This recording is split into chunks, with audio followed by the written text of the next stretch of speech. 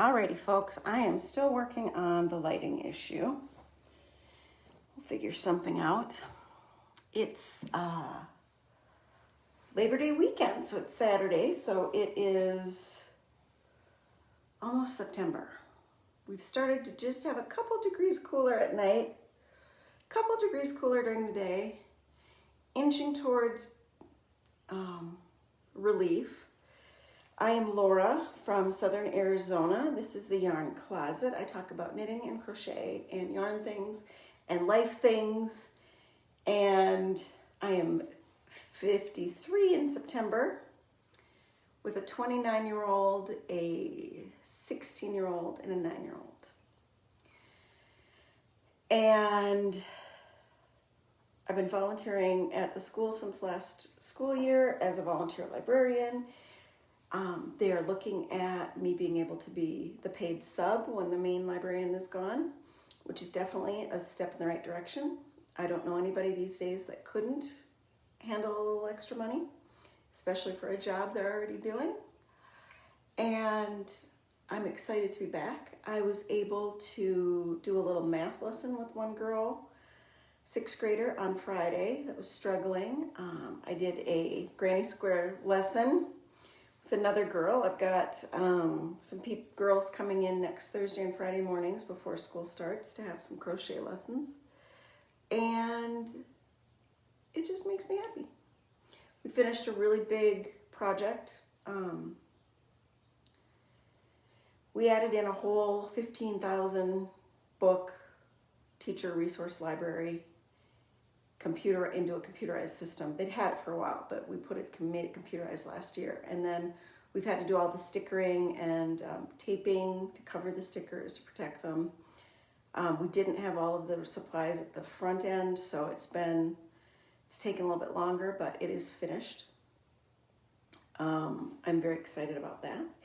And last weekend, my daughter went out with her teacher for her son's birthday. They went to the zoo, and her daughter is in a wheelchair, has Rett syndrome, and she's been in the hospital this week. So I have been busting my butt to make a crochet granny square blanket. This just came out of the wash. It's only been in the dryer a couple minutes. It still needs more time. But this is 2 feet by 4 feet wide. Those were her specifications, and bright colors. And then it will fit over her and in her wheelchair and not be extra bulky. So hopefully she's getting out this weekend, and the teacher will be back to school next week, and hopefully their daughter will be out of the hospital and that she'll be back in school. So hopefully I'll be able to give this to them, and it will be a bit of an encouragement. I don't care what kind of special need your child has or how extensive it may be, or your spouse or your parent or whoever it is in your life, your best friend. It's tough. It's tough. And I don't get the impression that this mom is one that has a lot of resources to allow them to have a break from being the constant caretakers, which is really tough.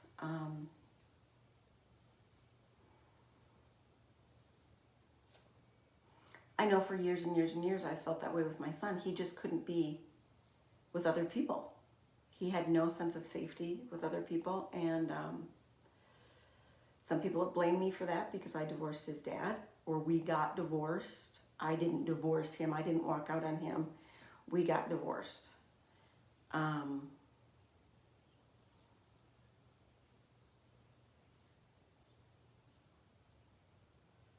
There were plenty of reasons why. I don't think he ever really liked me all that much. I think we got married because he felt pressured by his family to marry somebody, and I just happened to be the somebody in his life at the time.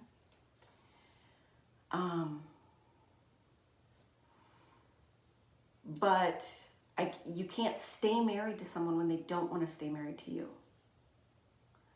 So I don't know. I'm not going to judge anybody.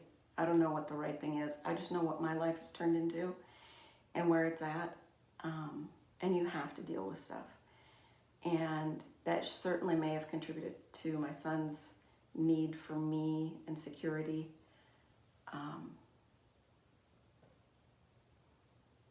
But he'll be 17 in February, and he can do things by himself.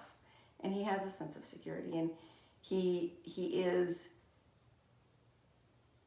all the time being able to step larger into that bigger world outside of us. And everybody does it at a different pace. And every kid does it at a different pace. I mean, you as a parent, I don't think can dictate that. So it just felt like a good thing to put my time into this week. I did a little bit of it while I was volunteering.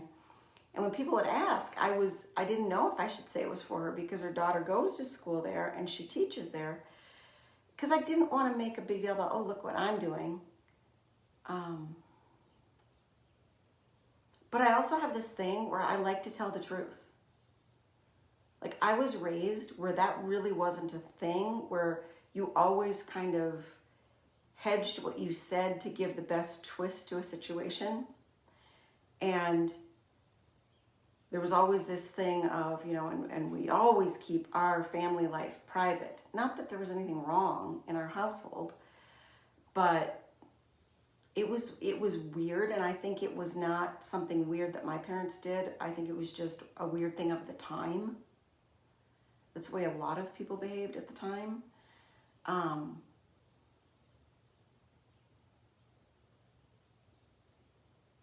And so most of the time I said, I'm making a blanket. Every once in a while it slipped out who it was to or whatever, because I've not been feeling great this week. I'm not exactly sure what it was. There was a lady at school who tested positive for COVID, but then was back 2 days later.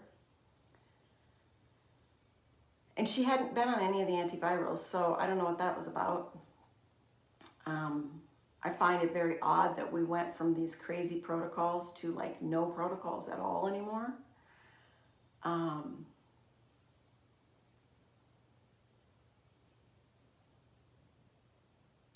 But it passed pretty quickly, and I'm fine. It could have just been a really bad allergy episode. We have a lot of things flowering at the school right now. There have been a few bee stings by children. I found a bee in my daughter's water bottle when I was emptying it out after school one day, and I thought, oh, good Lord. She doesn't know that, so let's not tell her. And, so it could just have been allergies and stuff. That's certainly kind of where the symptoms seemed to be. There was no major temperature. There was, I don't know. How do you even tell anymore? Yeah, you can be testing left, right, and center, but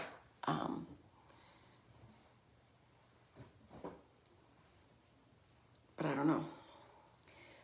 We don't have a lot of places to go get the tests convenient to where I live. So I didn't. Maybe I should have. So criticize me too. I'm certainly not right either. I don't know.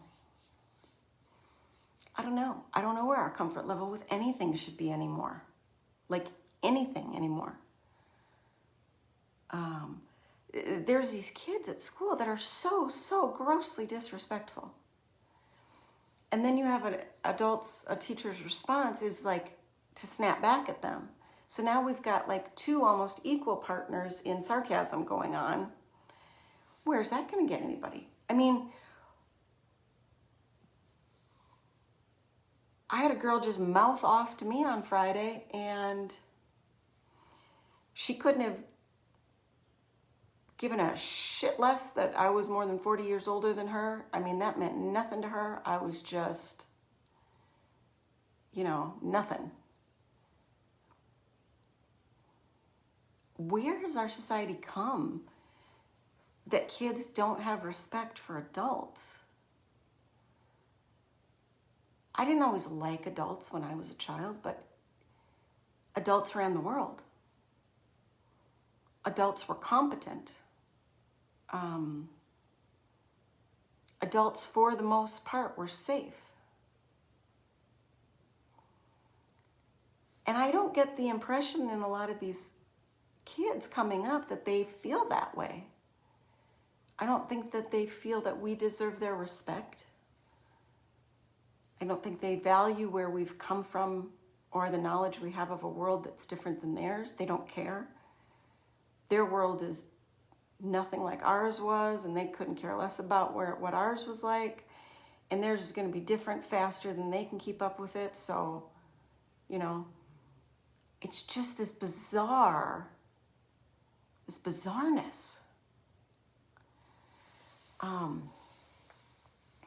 I hope that the few kids I can touch over the time that I do this, I really am able to touch in a positive way. I mean, that's why I go every day. I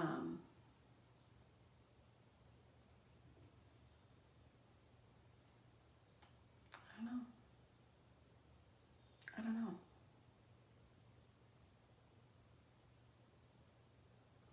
But that is all I have done. I mean, I have slammed to get that done since last Sunday.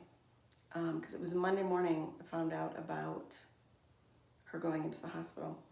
So it's been, and this is Saturday morning, so it's been a slam to get that done.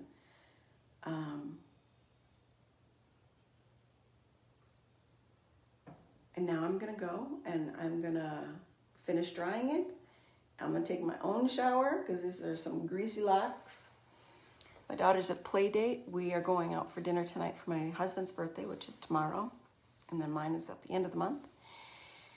And I'm a bit sore, so I don't think there's gonna be any more yarning today. And that's what a lot of the kids say. Are you yarning? Are you yarning? But then I'm hoping I started a pair of socks I'm putting heels in, and I've also got a mitten that I need to finish. So if there's one good size pair of mittens, at least for this winter for my daughter. And then I don't know what to delve into. I still want to, I'm obsessed with this quilt square scenario of granny squaring. And I'm obsessed with how quickly I can make progress on a blanket. So I may do a couple more before we're all said and done. I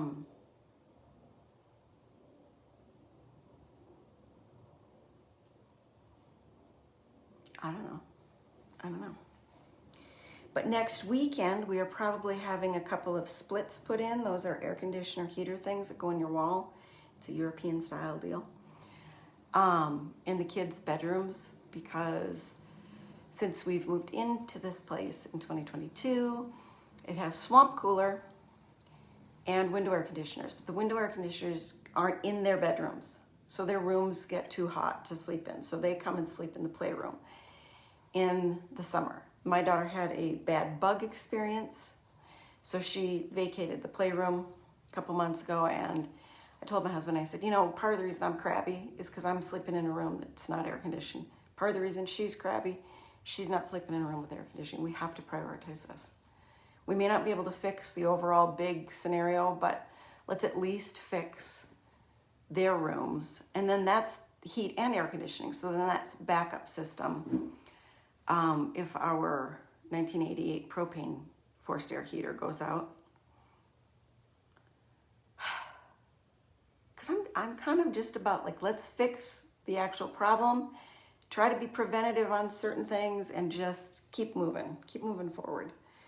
And I think that's had a good feeling, because my son was really chipper today.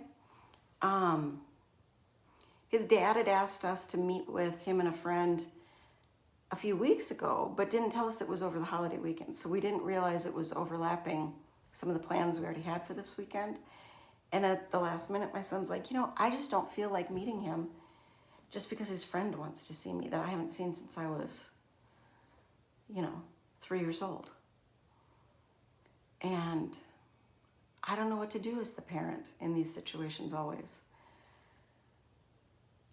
And I'm like, that's fine, And my husband, having been a divorced dad himself, said, here's the thing. He may not always be there to meet you on the other side when you put a hand out, but then when he puts a hand out and you don't meet him on the other side, eventually one of you has to put your hand out and meet the other person and keep doing that on a regular basis, or you aren't going to ever have anything. And I do think that is harder for men to do. So considering he's a son and he's a father, I mean, I think that's good advice. I just, you know. So that kind of, we allowed him to not do it. And we've got some plans on Monday to go into Tucson and see the grandparents, me and the kids. So they're excited about that. And it just seems like just focusing on the little positives, the little steps forward and the fun things has been really positive and good for us overall as a whole. And not letting the little negatives that have trickled in along the way, we don't shine too much light on them. We shine enough light on them to get through them, and then that's it. And I'm teaching the kids right now, when stuff feels hard and scary, you don't want to do it. But sometimes doing that thing first and getting through that thing first is such a relief that everything else becomes easier after that and more joyful. And that's something I'm constantly reminding myself of. And I think they're starting to understand it. I'm starting to see a little bit more of that. And that's always enlightening as a parent and joyful. So look with your heart first, not your eyes. We will talk next week.